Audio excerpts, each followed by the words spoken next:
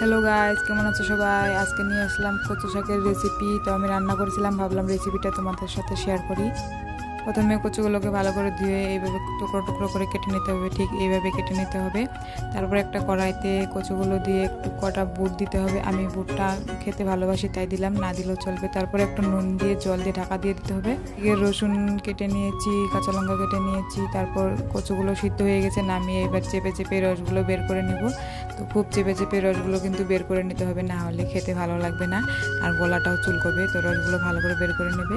তারপর কড়াইতে শুকনো লঙ্কা, তেজপাতা আর একটা মাছের মুড়ো দিয়ে দিব। দিয়ে ভালো করে নাড়াচাড়া করে দিয়ে দেবো একটু থেতো করা রসুনটা দেওয়ার পরে ভালো করে ভাজা ভাজা করে দিয়ে দিব সিদ্ধ করে রাখা কচু শাকগুলো আর হলো কাঁচা লঙ্কাগুলো দিয়ে নাড়াচাড়া করব। ঠিক এইভাবে ভালো করে নাড়াচাড়া করে মিশিয়ে নিতে হবে। তারপর দিয়ে দিব একটুখানি হলুদ গুঁড়ো আর জিরে গুঁড়ো আর একটুখানি লবণ, যেহেতু আগেও একটু লবণ দিয়ে দিয়েছি, তো স্বাদ অনুযায়ী লবণটা দিয়ে দিবে। তারপর একটুখানি চিনি দিয়ে দিলাম।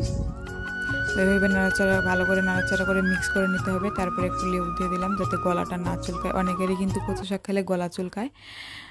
তো তোমাদের কচু শাক খেতে কীরকম লাগে অবশ্যই জানিও। আমার কিন্তু খুব ভালোই লাগে। আর হ্যাঁ, আমার চ্যানেলটা সাবস্ক্রাইব করতে ভুলো না, প্লিজ সাবস্ক্রাইব করে দিও। যখন নাড়াচাড়া করতে করতে এরকম হয়ে যাবে তাহলে ভাববে হয়ে গেছে। তারপরে নামিয়ে নেবে সুন্দর কচু শাক। টাটা।